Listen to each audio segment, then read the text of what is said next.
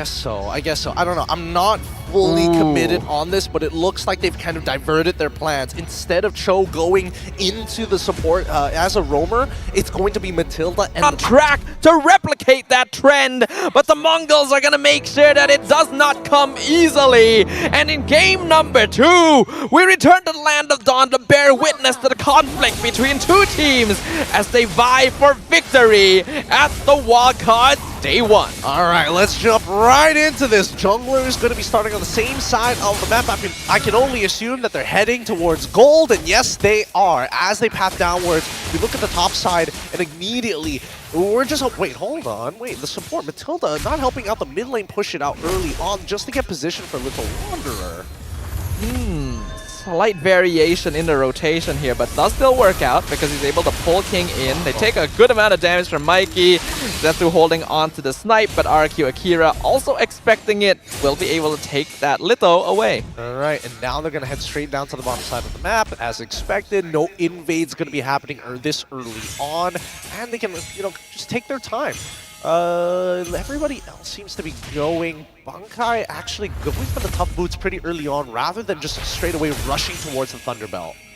Bankai already the first one to unlock himself from the lane there. Good wave management to make sure that he's able to go into the river before Tekashi. But Tekashi now looking for the knockup. Finds it on Zetsu. Bankai gonna be left out in the lurch. Uses Purify in advance to get away. Zetsu jumps back in, gets frozen, has to escape himself. Shenlin and Mikey a little bit late to the party. Able to do some good poke, but no casualties so far. Yeah, good spacing from both of these teams, making sure that they don't fall and give that first blood away this early on.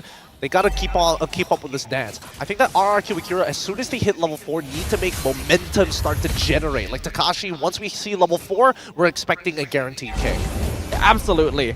And because of that, it's going to be, again, important for Bankai to make sure that he doesn't get that too easily, though it does look like the Cho is outmaneuvering him in lane right now. So the timing for RRQ Akira should be pretty good. I don't know. I think they missed their timing because King didn't go straight to his orange buff. But let's look down bot side because, again, it's going well for Gusta Lagusta. I mean, it's very expected, right? It's a Bruno versus Melissa. He is absolutely going to bully her in lane. RRQ Akira gonna give up a little bit on their positioning in the turtle, but they are once again playing a slightly more formless draft anyway. So the Mongols having control is expected. A flicker kick onto the Aurora, right into Glorious pathway, and Sagan gets the first blood, but Zetsu steals the turtle away. And now RRQ Akira will just have to back off without their objective. Man, that's a little sad for King here. Zetsu was able to close the distance pretty fast and get a Soul 7 for the extra bit of damage. Yes, it's been capped from 1,000 down to 500, but it doesn't mean that isn't a lot of extra bonus damage. Now, I do expect RRQ Akira to keep up this momentum. I like the fact that they were looking specifically for Mikey here, but they can do even more. Yeah, they can continue these fights. Once we're able to get a bit more damage in, and if Gusta is able to get comfortable enough in his gold lane to actually join fights himself, RRQ Akira has a lot of burst damage to work with. As long as they keep track of where Zetsu is in the fight, they will usually hold the advantage. Well, for now, 70 seconds until the next turtle actually pops up here.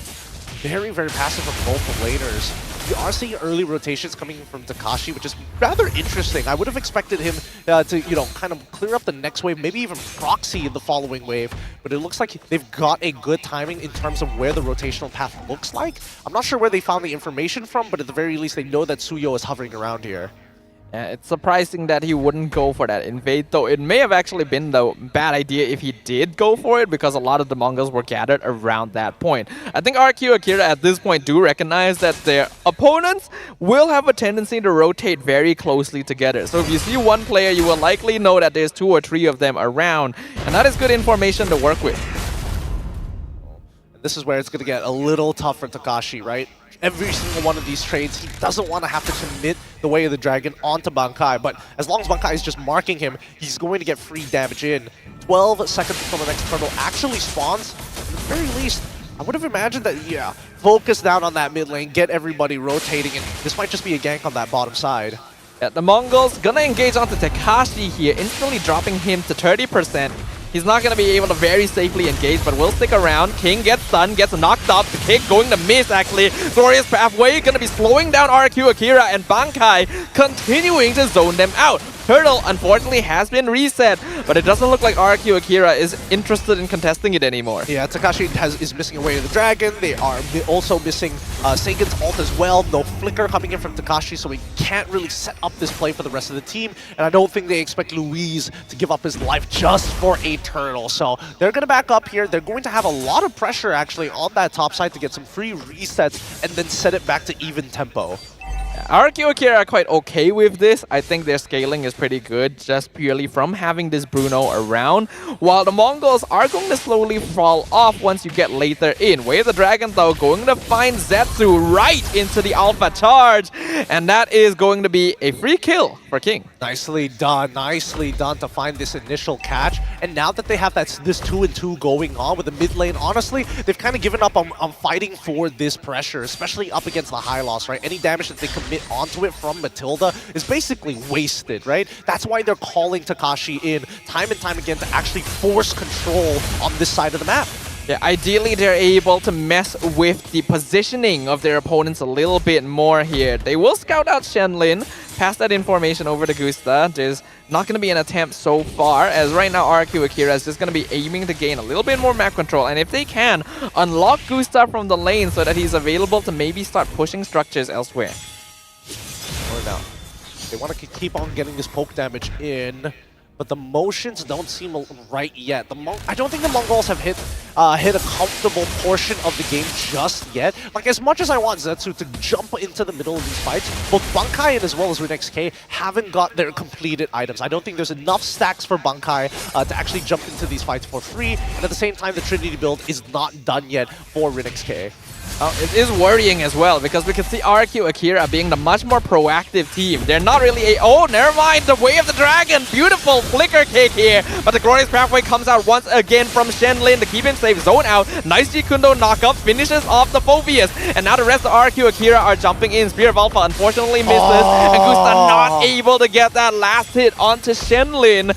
But with the turtle coming up, this is excellent timing for RRQ. Man, that's so unlucky. The empowered auto didn't come through. He didn't get lucky on a crit either, so he just gets to walk away for free. But they do get the initial turtle, like you mentioned, and they've already broken top tier 1 because of all the pressure that they've applied. If they give a kill on over, oh, whoa! Ooh. That was an attempt there, but Way of Dragon used. RNXK pops the Purify, has to get out of here. Glorious Pathway makes sure RRQ Akira cannot collapse on him. Shenlin, though, they're gonna flicker forward, gets the freeze. The rest of Mongols come in. Gusta gets the final hit. Hylos is down. Phobius jumps in, wants to take out Sagan. He still has his passive, so he will be able to revive. And Bankai not able to continue as Takashi now jumps onto RNXK in the backline. Bankai gonna be traded away. Takashi not letting him go, even finishes him off. And it's going to be a 3-for-0 trade in favor of RRQ Akira. I don't know. I don't know about that one. That was a very odd sequence of events. I mean, I think that RNXK ate how many third hits of Jikundos? Like 3 rotations of Jikundos all within the same minute? And that's the problem with Melissa, right?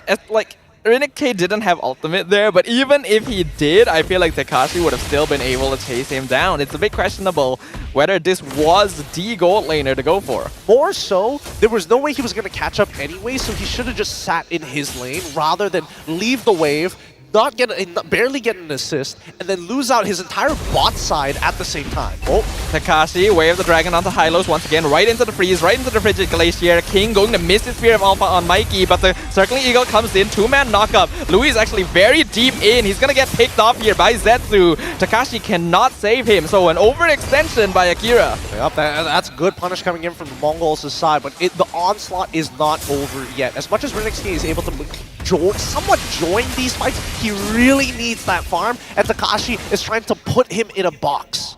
Yeah, I'm very worried for the Mongols because they clearly want to fight when they're all together, but consistently pulling your core away from his farm means that they're always going to be behind in gold. And slowly but surely, RRQ Akira has built up a 3K net worth lead. With that lead, though, Mongols looking for a different angle. They're going to completely give up this first Lord of the game just to try and catch up in the economy. I guess that's fine, right? At least RNXK gets a bit of space. He's able to push waves, get some farm, get a free tower up top. Only the first Lord of the game, so the Mongols should still be able to deal with it. Yeah, it should be a pretty easy deal here. Can they get all the tier 2s? Can they even like break open mid-tier 1? I don't think so, especially with RRQ able to kind of open the map safely with the help of MONGOLZ. Can RRQ force it? I'm looking at Takashi. He's got Flicker. I mean, he could be able to set things up. Yeah, Luis trying to get the circling eagle angle, but Shenlin's just a little bit too far, but they're gonna be able to connect with the Lord down here. This tier 2 definitely goes down. Muddles used, not able to continue. RQ, do they want to continue pushing this? No, they're gonna shift to the mid-tier 1. Continued move, and they also have ways to actually... They've got Takashi in a position where he can look for a flank. Circling Eagle comes out, not gonna commit here, not the right angle. Takashi as well, gonna be pulled out with the guiding winds. This Matilda enabling very aggressive play from RRQ because there's always going to be a get out of jail free card. Unironically, I don't want to make it seem like it's a bad thing, but Mongols are really good at kiting backwards and disengaging from fights completely, right? Like they find the most optimal angle whereby even if you do commit, it's not going to be a favorable position for you. Yeah, but this meta is not going to reward you too much for playing defensively for too long, right? We can see that slowly but surely the grip is closing on the Mongolian team right now. And RRQ AKIRA is going to continue piling on the pressure. Now they're looking for Zetsu. Does he get out in time? I think... Oh, no! Way of the Dragon finds him right at the end! And RRQ AKIRA is going to collapse on the MONGOLZ jungler and get a free kill. He's so mad. He's so mad. He's thinking like, oh man, if I just started channeling my recall just a little bit sooner, I would have been able to get out of that. Oh, there was so much time for him. But now we see that RRQ AKIRA, this is a very big advantage. A 4v5, they're looking for inhibs. Fear of Alpha initiates on Shenlin, immediately pulled out with the guiding winds. RRQ AKIRA are scaring the Mongols off, doing poke damage, and disengaging all in one fell swoop. I mean, they got what they needed, right? The economical advantage. Now they have item power spikes to work with, a Winter Crown for King, and a lot of missing towers for the Mongols. All that's left right now is their inhibitor, and they just need a Lord to guarantee one of them. Personally, the Mongols doesn't seem like a team that's very good at claiming map control when they don't have structures to work with. So, although other teams would be able to like find an opening in a situation like this, I don't really see it happening unless they make a surprise happen. Well, I personally think that the Mongols need to more proactively trade against their opponent, right? Because so far, they've just been, hey, one person goes down, we back away, we kind of give the objective up. And yes, as much as I'd like to believe that the Mongols have the capabilities to basically wipe RRQ AKIRA and turn that 6.2k lead back down into their side in one fight is possible, the odds are not looking good as RRQ AKIRA are approaching late game items, their 3rd, 4th, 5th items even, as we break into the 40k mark. In game number 1, the Mongols do seem like the stronger team in terms of counter-engage, as well as just peeling and kiting in general. However, in this game, because there's a Matilda to deal with, they're not really able to punish over-aggressive extensions from RQ either, right? They just instantly get pulled out to safety, and that is causing a problem because a lot of resources are being used by the Mongols very early on in fights that don't actually happen. Now with the Lord... Oh, okay.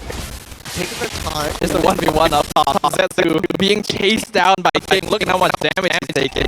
It is for a while, but that's going to be 4v4 bench in the mid lane. Lord traffic in, does a lot of damage. Mid tower should fall. Sagan wants to take bot as well, but Shenlin is able to walk out and stop them from doing so. They'll lose mid in him. Wave the Dragon finds the horse. Revitalized used by Shenlin. Can he survive? No. Frigid Glacier gives the killing spree to Sagan, and RRQ AKIRA will take a mid inhib as well as one kill. Do they want to continue? Ooh. Their HP is very, very low. Guiding Winds pulls them outside of Muddles just in time to make sure they're not taken out. Another tower falls. RQ still staying within the base of the Mongols since they know there is no high-lows to worry about. Yeah, but I mean, they have the advantage, but only for 12 more seconds, right? Louise is getting it, will be able to kind of keep themselves top to... Oh my god! I can't believe this. Oh, beautiful Spear of Alpha on 2 members. Forces 2 flickers out. Winter Crown comes out. Bankai gonna be traded. A beautiful Way of the Dragon right into the Frigid Glacier. Mikey gonna fall. Mega kill for Sagan, but he does get shut down by Zetsu. He's found his own double kill. He is 1v, never mind, triple kill for Gusta Lagusta. He's got too many items. items, and that means it is a clean sweep for RRQ Akira. Oh my goodness, a clean sweep indeed, but this time around, it really seemed that the Mongols were not confident only until we see overextensions. This is what I was worried about. These small incremental leads being created by RRQ Akira is only going to stack up